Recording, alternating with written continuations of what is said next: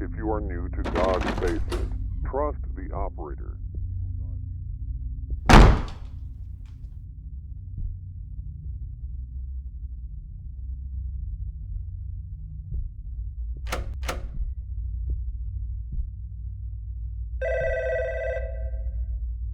I see you found your way to the Blue Room. I hope you didn't have too much trouble finding it. By the way, I forgot to mention who I am. Just call me the operator for now. It's not an official name, but I find it quite catchy. You're making great progress so far. We've been having some issues with the lights recently, so you'll need a flashlight. There's one in the next room on a table, next to a radio. It'll be quite handy in the upcoming areas. I know that this may not be what you expected, but the truth is, there are many versions of life after death, and God's basement is one of them. Thank you for trusting me. Your cooperation is greatly appreciated. Once again, if you run into anything suspicious or strange, ignore it to the best of your ability. I'll talk to you again in the next room after you've retrieved the flashlight. Good luck.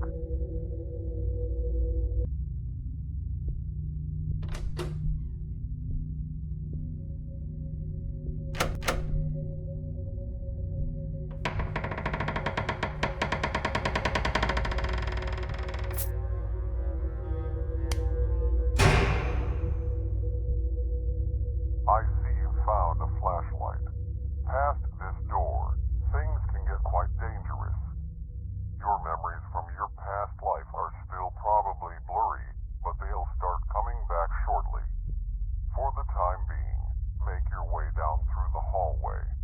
I highly advise you not to spend too much time looking around. If anything makes an attempt to get your attention, ignore it to the best of your ability.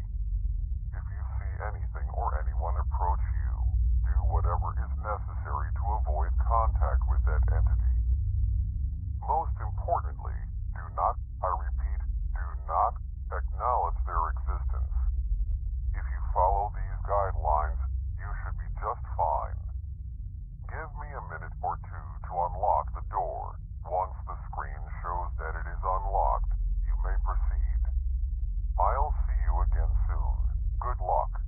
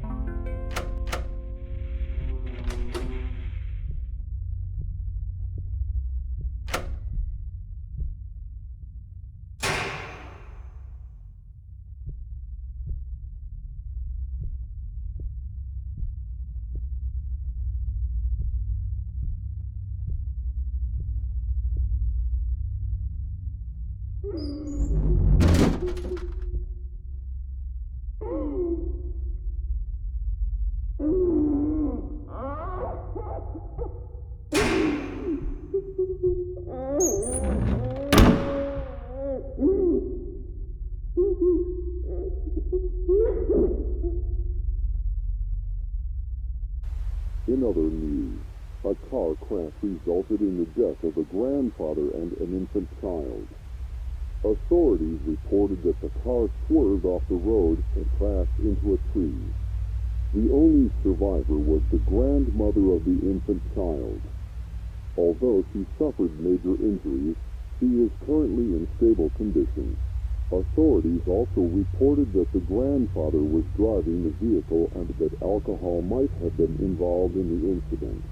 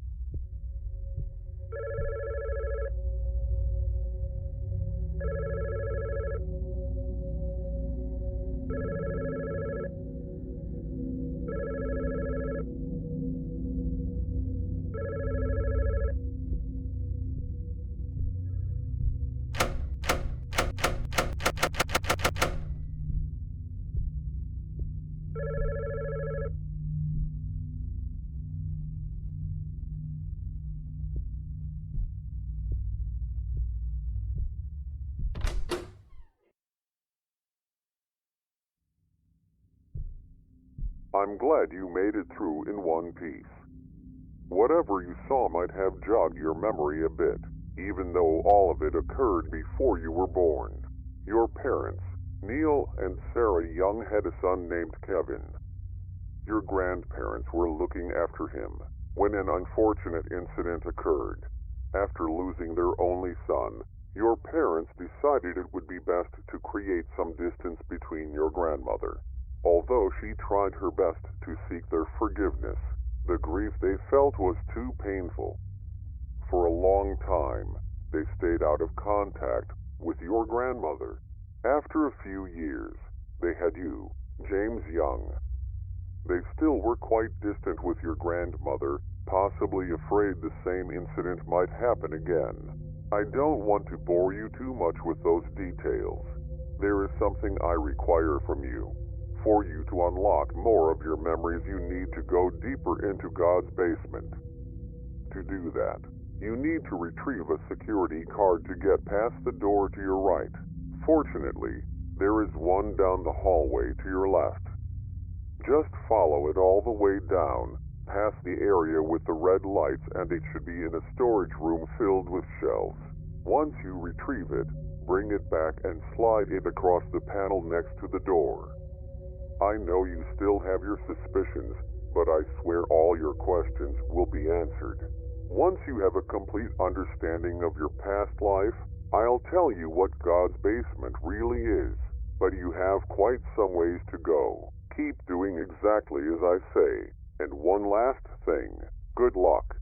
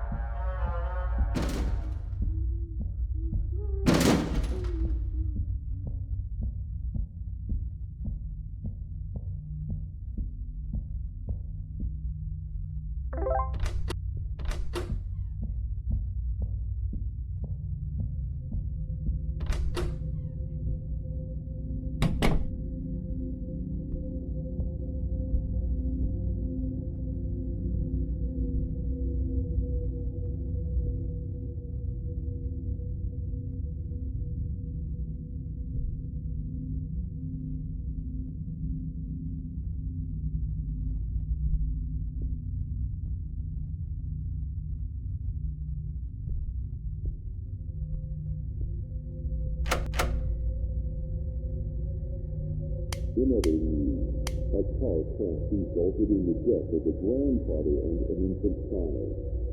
Authorities reported that the car swerved off the road and crashed into a tree. The only survivor was the grandmother of the infant child. Although she suffered major injuries, she is currently in stable condition. Authorities also reported that the grandfather was driving the vehicle and that alcohol might have been involved in the incident.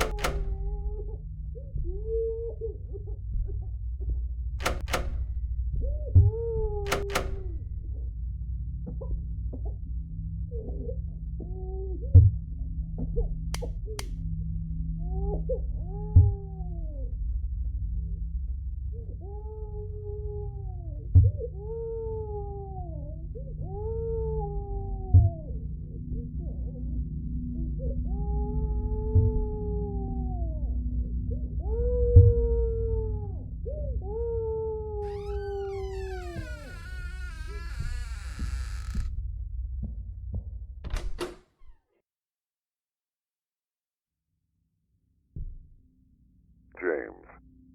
It has been some time since I've last seen you around. By now, you should have some idea of the history between your grandmother and your parents. After the accident occurred, there was extreme tension between them. It was understandable given the context of the situation. Your parents wanted some space due to the grief they were experiencing. Your grandmother, dealing with the guilt and loneliness, longed for support and forgiveness, something your parents did not grant. I promise we'll get to your part of the story soon. To satisfy your curiosity for a bit, I'll tell you a small truth about God's basement. God's basement is a place to reflect on your past life. That statement might be a bit broad, but I'll tell you more as you continue your journey. As for this area, there seems to be a locked door with a keypad. I'm sure you'll figure it out. I'll see you around soon. Good luck.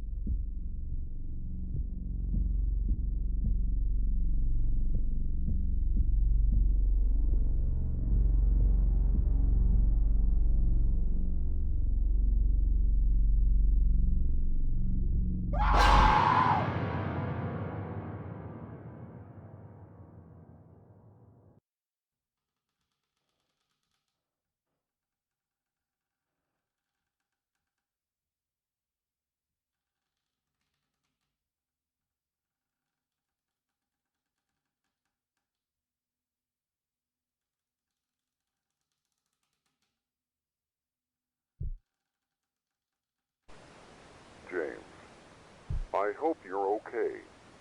That looked like it probably hurt. Good news is, this room looks relatively safe. I also have some more good news. You're going to be exploring your early childhood memories. For the most part, you were raised by your grandmother. A good chunk of your memories have manifested themselves in the form of journal entries. Read those carefully as they represent your thoughts and emotions at the time. You probably thought you'd be stuck in that dimly lit, creepy office area forever. At least you're getting a change of scenery. God's basement tends to manifest itself in an unusual way.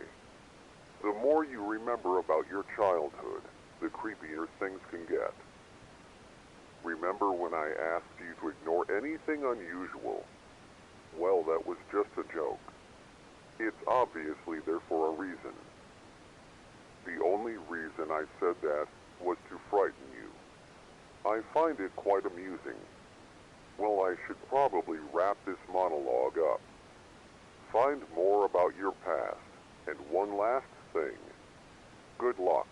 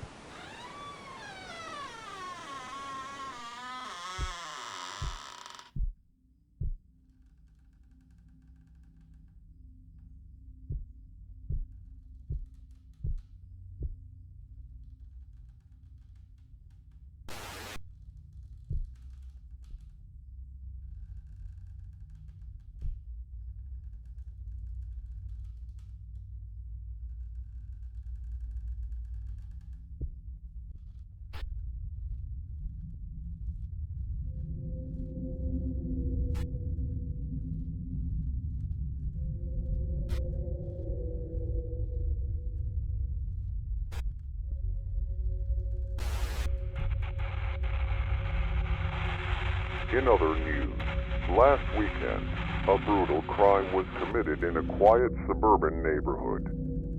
The two victims were a young couple, recently turned parents, that were viciously stabbed while sleeping inside their bedroom.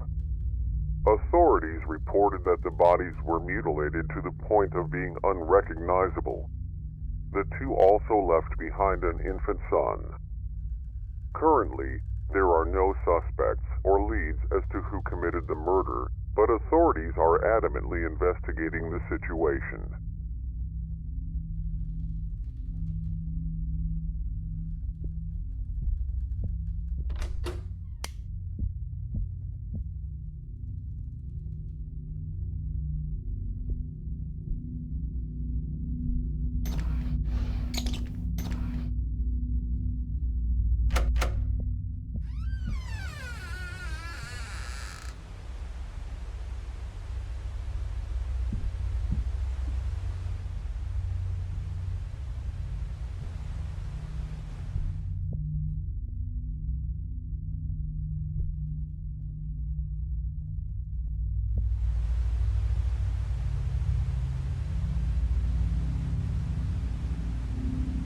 Entry number 8. Recently, my grandmother has been acting strange. I've been waking up in the middle of the night hearing her crying. I usually find her pacing back and forth aimlessly. She usually won't even notice I'm there until I make my presence known. After she notices me, she gives me this blank expression, then walks away back into her bedroom. Sometimes I'll press my ear against her door, and I'll hear a distorted version of this classical song she always listened to. Although these incidents are rare, they still creep me out. It happens about once every few months. Hopefully she gets better.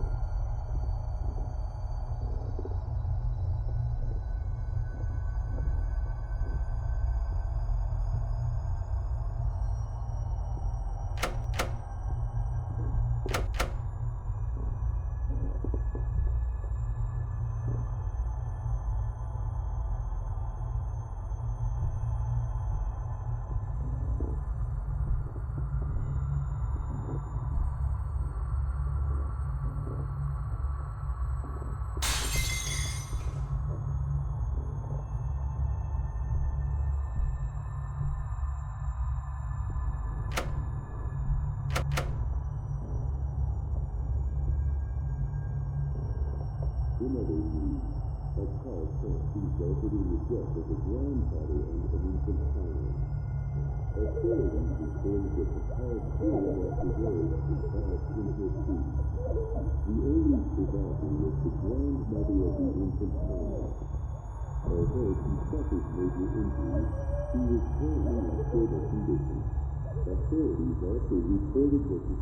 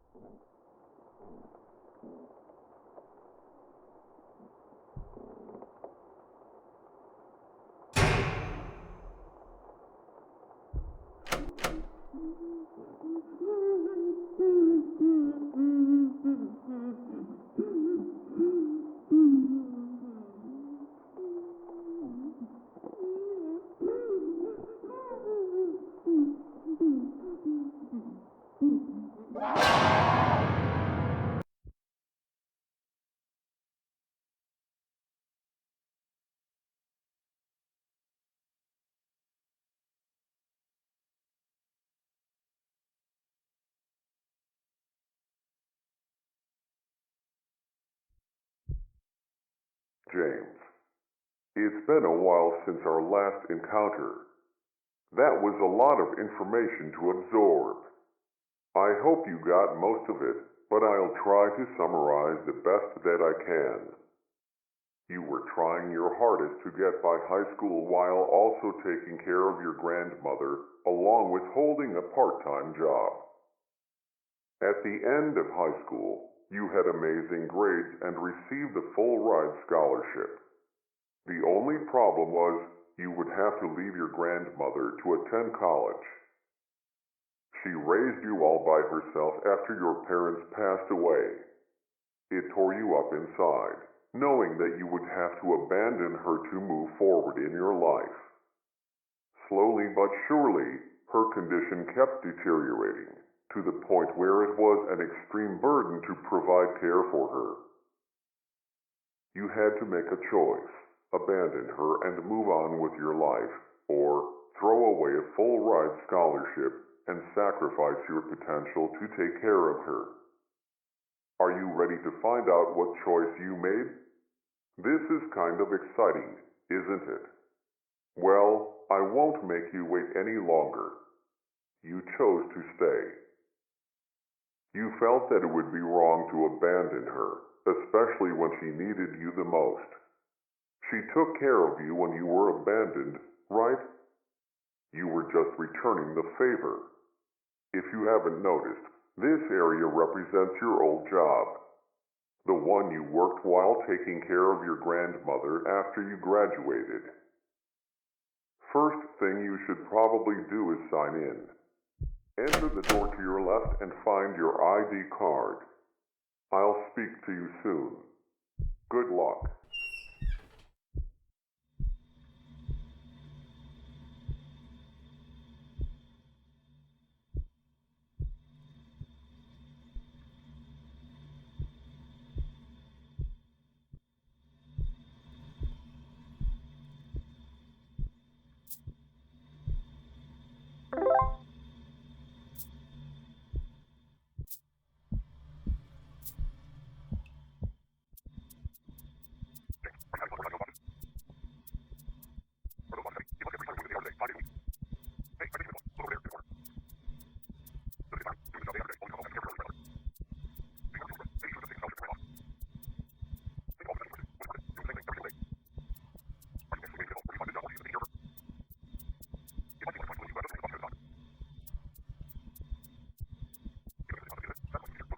Potential to have a clear conscience. Was it worth it? Wow, great job, James. Are you ready to start all over again tomorrow?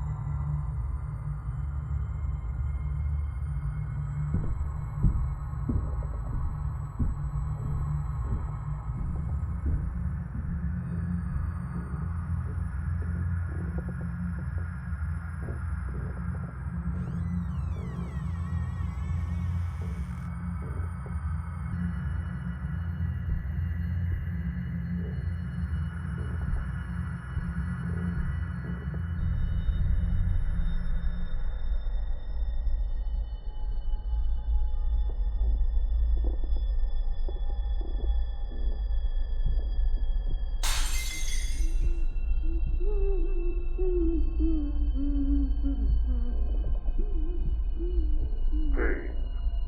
Are you full of it? Patience. Are you out of it? James, when will your suffering end? You wanted her to die, didn't you? Not for her sake, but for your own. You yearned for her death, not because her suffering would cease. It was because yours would cease as well.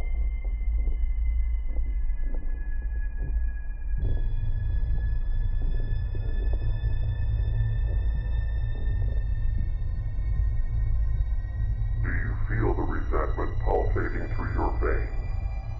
Do you feel the last breath of patience exiting your body? Do you feel the rage welling up, overflowing, displacing empathy, sympathy, and love? Do you hear it? It's calling you. A way out. Follow it.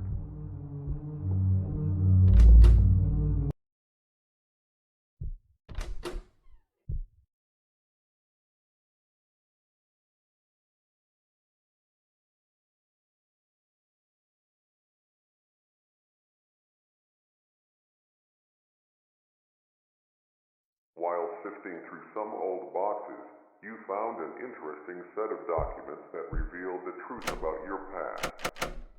Your grandparents were involved in an accident that killed your grandfather and your infant brother. It wasn't your grandmother's fault entirely, but your parents couldn't help but put the blame on her. With no family or friends left, living a hopeless and bleak existence, your grandmother decided to murder them. With your parents out of the way, she could raise you all by herself. Her desire was selfish and evil. That was all you needed. A way to justify her death, a way to break the burden of taking care of her. Do you remember what you did? I'll walk you through it once more, just in case you've forgotten.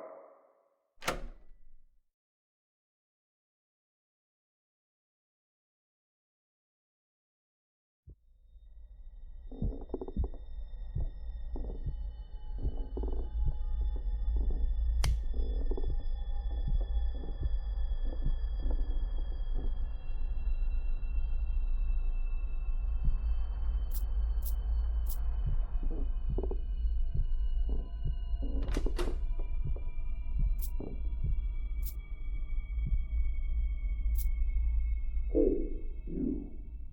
Yes, I'm talking to you. Are you listening to me? I know that I might seem suspicious, but for now, I'm going to need you to trust me. Are you in pain? Do you want that pain to go away? I can show you a way out, but you're going to have to do exactly what I say. Don't worry, very soon you won't feel any pain at all. You won't have to suffer any longer. The first thing I want you to do is to grab the knife on your bed. You're doing a great job. It's very sharp, so please be careful with it. The next step is to gently press the knife against your stomach. You're doing a wonderful job. Now, press a little harder. Keep applying more pressure until the knife penetrates the flesh of your stomach. You might feel quite a bit of pain, but that's going to be temporary. You're doing a great job. I want you to pull the knife out. Is there a warm, red fluid gushing out of your stomach? If so, then you applied enough pressure. I know that this might be painful, but pretty soon it's going to be all over. I want you to repeat the process, except now go a little to the right of the original spot. Keep applying pressure until the knife penetrates the flesh.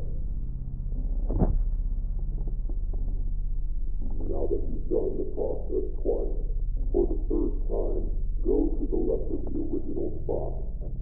Once again, keep applying pressure until the knife penetrates the flesh. You're doing a great job. Now return to the original spot. I want you to jab the knife into the wound 3 times. This time, don't slowly apply pressure. I want you to press the knife into your stomach as hard as you can. Whenever you're ready, go ahead. You're doing a wonderful job. Are you in pain? Are you suffering? I know you are, but don't worry. It'll all go away soon. This is the last step. Are you ready? All you have to do is to repeat the process, except this time, press the knife against your neck. Whenever you're ready, just swiftly thrust the knife into your neck. Then very soon, all the pain will go away. That's it. Let it all go. Pass on into the next world, wherever that might be. Goodbye. I can guarantee you will not be missed.